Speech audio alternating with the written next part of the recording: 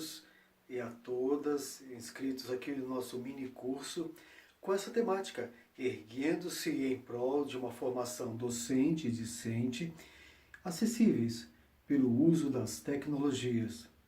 Você notou, né? Eu estou fazendo algum uso de Libras. Isso se dá pelo fato de que eu já tenho uma longa caminhada, são quase 30 anos já em contato com a comunidade. Mas antes de entrar nesse ponto, quero mencionar que eu e o professor Kleber, então, com nossas pesquisas, tanto do mestrado como do doutorado, nós reunimos alguns elementos e queremos agora partilhar com todos vocês.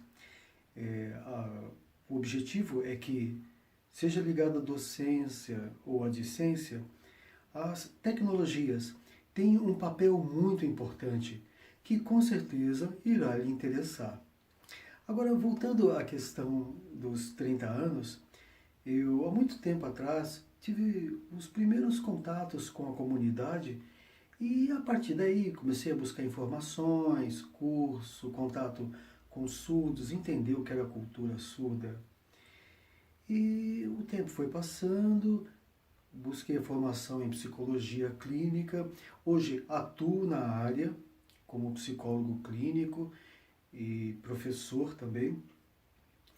No caso da psicologia, eu faço atendimento a surdos autistas, surdos cegos, surdos e ouvintes, assim como nós. E uma parte desses ouvintes são pessoas ligadas à área da surdez, como familiares, profissionais e um ou outro que não tem nenhum contato, nunca teve com surdos. O meu mestrado foi na UFPR e a minha temática foi a pesquisa em surdo-autismo. Atualmente eu estou doutorando na UFPR com a temática da surdo-cegueira.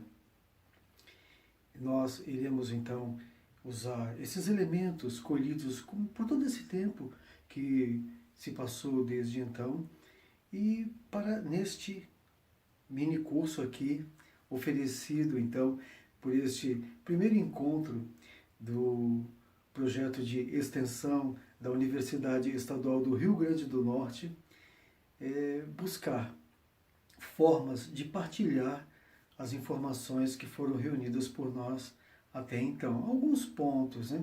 No final do nosso curso, aqui nós vamos disponibilizar, né, hoje e também na próximo dia, quinta-feira, tanto eu como o professor Kleber, contatos.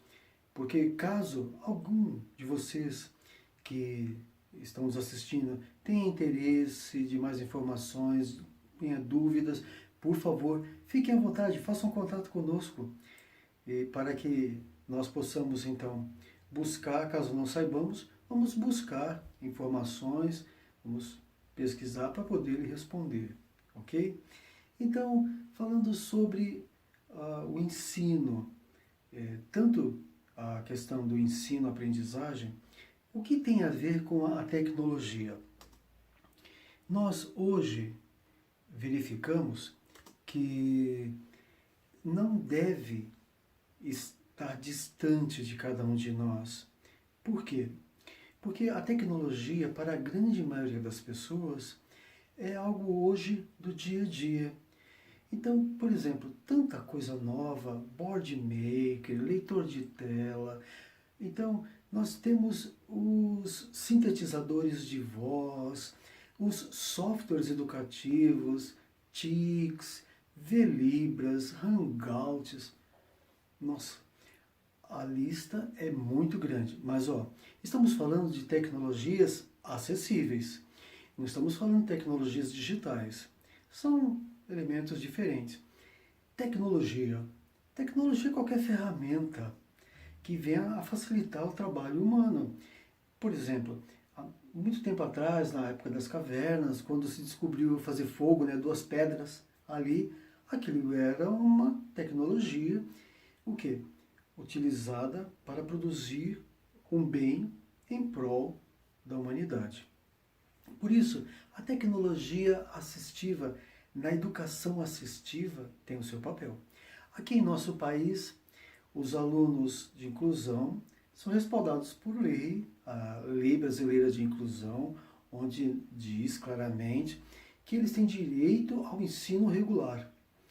E há um tempo atrás, havia algumas situações de instituições específicas e às vezes alguns experienciaram ali segregação, preconceito e outras formas de sofrimento psíquico e até físico.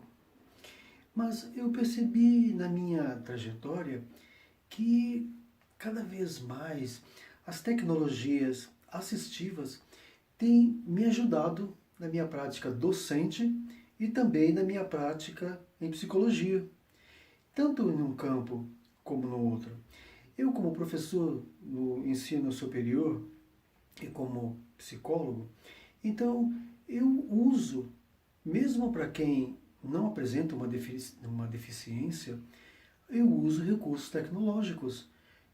Se apresenta um vídeo, um material filmográfico colhido do YouTube ali na internet, um texto, uma foto para ilustrar, dentre as diversas ferramentas. Por isso, é importante atentarmos. Estes estudantes, estes educandos, que características, que especificidades dele? Porque, pela lei, se é cego, não enxerga, se é surdo, não ouve.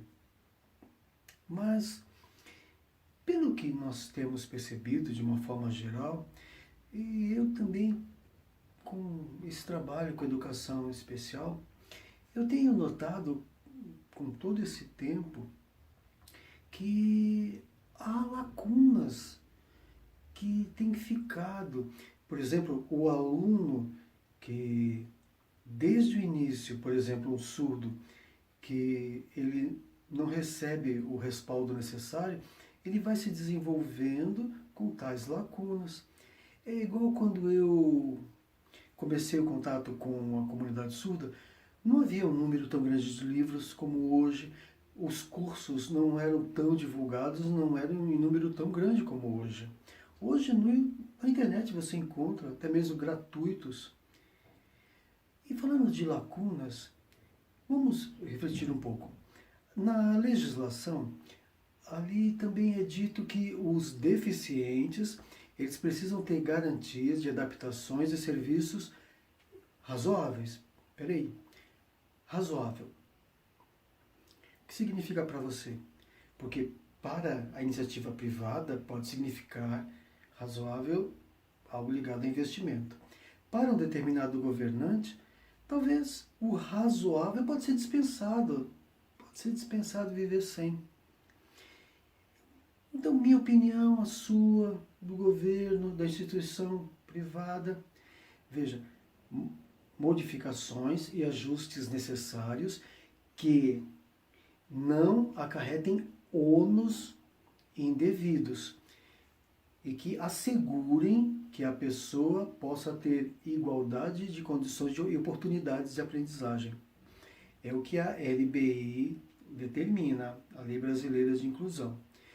Então, refletindo, pensando sobre isso, como já falamos, precisamos refletir, discutir sobre isso. Razoável que não acarrete ônus desproporcional ou indevido. Bem, algumas instituições privadas hoje optam por não atender o deficiente, porque significaria adaptar um monte de situações. Por isso, razoável significa fazer uma leitura. Há o ideal. Então, um exemplo de um cadeirante que vai para uma instituição. Se há adaptações lá, então já tem uma rampa, e não é qualquer rampa, não. Uma rampa na angulação que se adequa. Os banheiros, pelo menos um adaptado, embora o ideal seria mais banheiros. Mas o custo para uma instituição adaptar muitos ou todos os banheiros talvez não se justifique, porque há tantas áreas que precisam de investimento e, é claro, o percentual de educandos que vão usar é preciso também ser avaliado. Então, há uma seara, há um campo que precisa de adequação e equilíbrio. Não estamos falando aqui de negar o direito, não. Não, nada a ver com negação. Mas em adequar de acordo com a razoabilidade. Voltando do ônus de acordo com a razoabilidade, vamos pensar, está ligado direto com as tecnologias assistivas? Qual é o olhar? É um olhar atento à situação? Bem, durante esse meu tempão de trabalho já, onde eu estive presente em escolas de ensino básico, ensino superior, e olhando também para as tecnologias assistivas utilizadas, deu para notar que a utilização dessas tecnologias tem que ser acessíveis também quanto ao seu conhecimento para o docente e o discente. Como assim? Temos de conhecer as tais tecnologias. Não adianta ter muitas ferramentas na minha escola, na minha instituição. Lá tem, mas só basta tê-las? Um exemplo simples. Vamos supor que para a nossa instituição de ensino veio um cego para ser alfabetizado. Aí tem um livro ótimo para ser. Então a sociedade vai investir a escola para o quê? Para traduzir para Braille. Mas ele não sabe Braille. Essa tecnologia assistiva, pelo menos naquele momento, não será útil, não, para este educando. Um surdo chega na escola, cadê o intérprete? Ele sabe Libras, porque não basta ser surdo para automaticamente saber Libras. É preciso ele estar contextualizado, inserido numa comunidade, ter contato com a cultura surda. Senão ele talvez seja um surdo que só faz mímica, aponta só. Então, se chegou esse educando dessa forma, ele precisa de uma outra forma de assistência.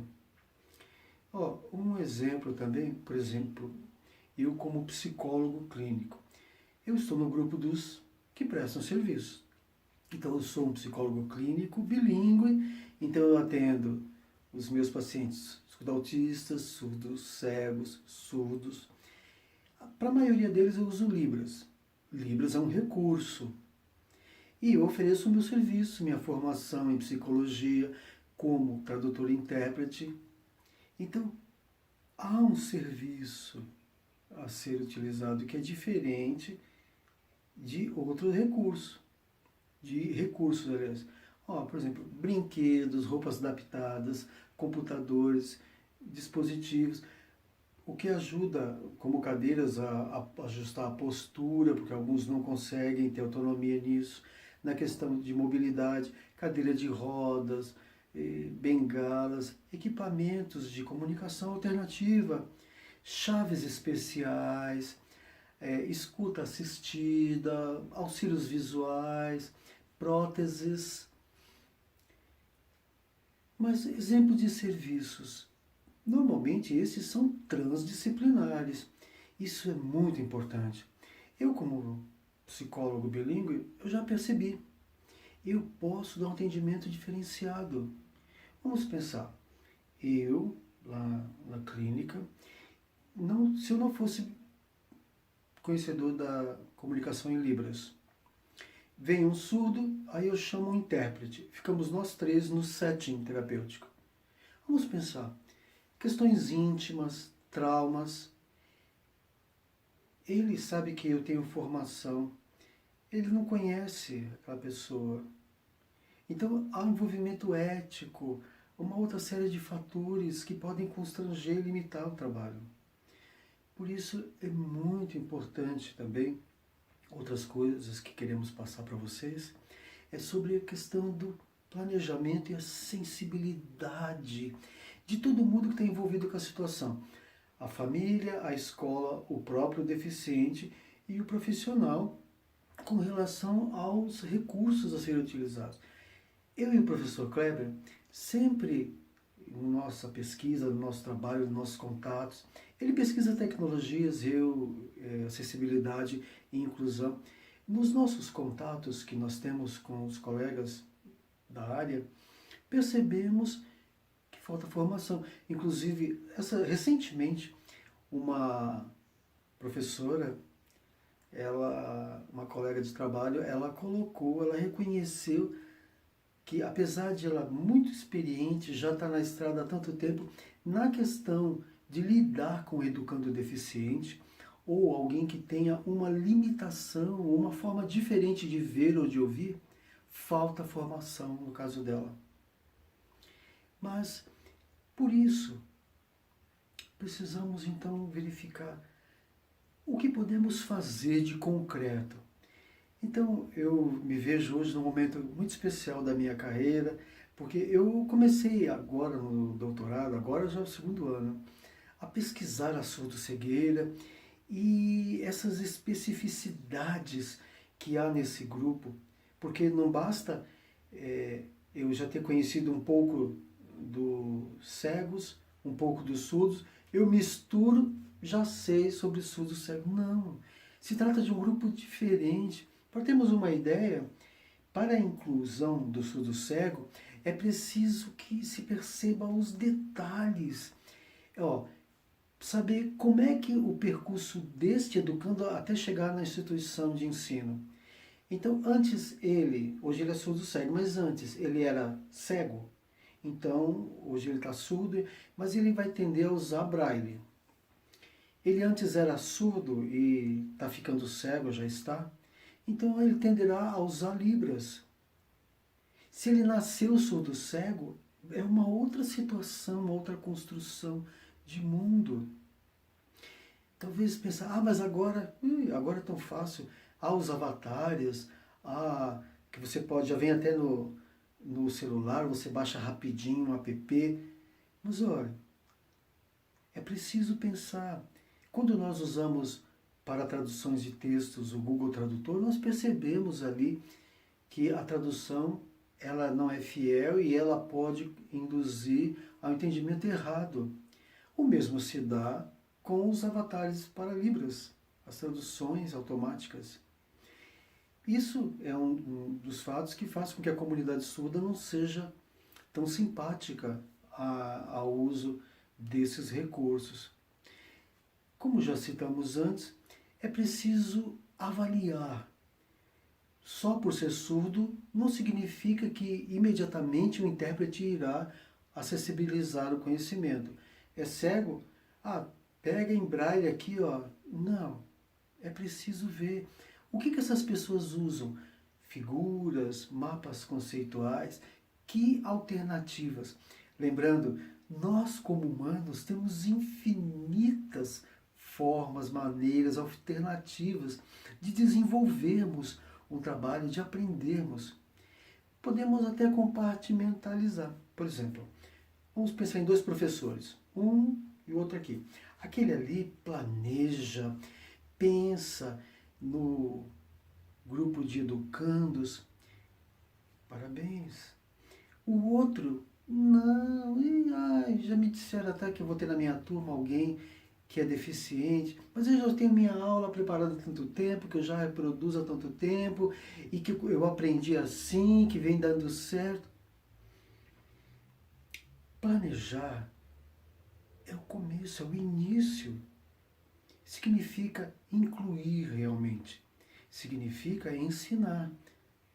Por isso, tecnologias digitais, então, assistiva, então, depois, na sequência, o professor Kleber irá explanar de forma ampla e clara a respeito disso e vai contextualizar.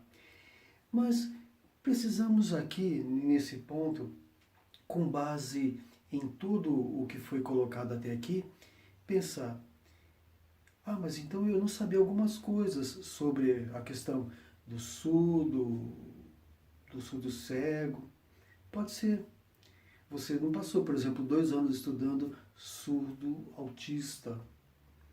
Então eu descobri algumas coisas que podem facilitar, mas algo que você pode fazer com muito menos tempo é ter interesse em ver o que pode dessas tecnologias, como você pode contribuir para o seu educando, que irá, por extensão, beneficiar a sociedade. Se você é aluno, pensar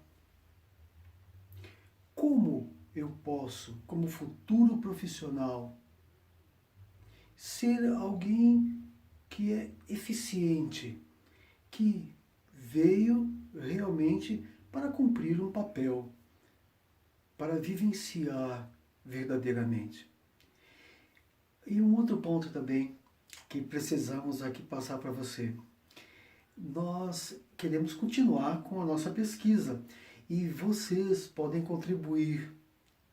Nós temos 153 pessoas inscritas aqui no nosso mini curso. Nós, como já sabem, a Universidade Estadual do Rio Grande do Norte, ela fornecerá um certificado. Mas se você preencher um formulário que nós iremos passar para todos vocês, nós iremos brindá-los com alguns e-books de domínio público, né, que nós reunimos, que traz mais informações a respeito dessa área. E sobre esse formulário, ele irá nos ajudar a entendermos o quê? Entendemos o seu ponto de vista, a sua opinião, o seu conhecimento. Ah, eu não sei nada. Isso é um fato muito importante. Por isso que nós precisamos dessa sua colaboração.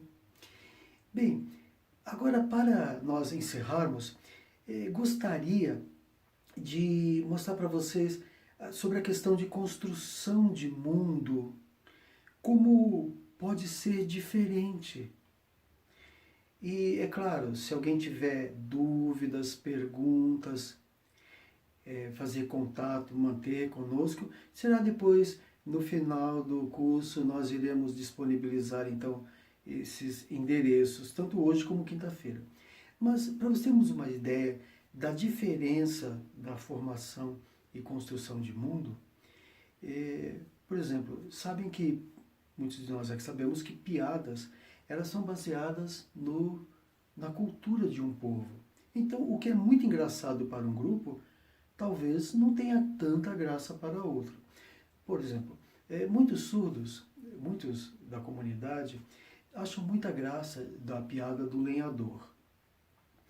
E o que você sente quando você ouve a seguinte piada? Depois, daqui a pouco, eu vou entender o porquê. Então, por exemplo, a piada diz assim, em linhas gerais. Então, o lenhador, com o machado, encontra a primeira árvore de 3, bate e grita, madeira, e a árvore tá. Assim se deu com a segunda. Com a terceira, então ele pá, pá, pá, pá, pá, e grita, madeira, e a árvore, apesar de estar cortada, não cai. Depois de algum tempo pensando, ele vai chamar um médico que examina a árvore e aí o médico avisa, ela é surda. E aí então fazem em sinais. Chegam até a árvore e sinalizou a queda da árvore. E a árvore cai. Bem, na comunidade surda, isso, dependendo de quem conta, eu não sou muito bom em piadas, tá? Mesmo em Libras, muito menos em português. Eles apreciam, gostam muito. O que você achou?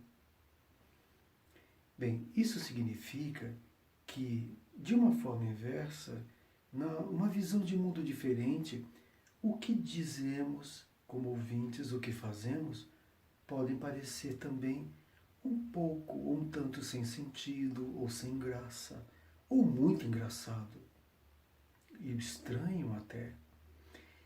Esse fator pode ilustrar bem o que significa ter, num grupo de educandos, um educando com construção de mundo diferente de todos os demais, inclusive de nós.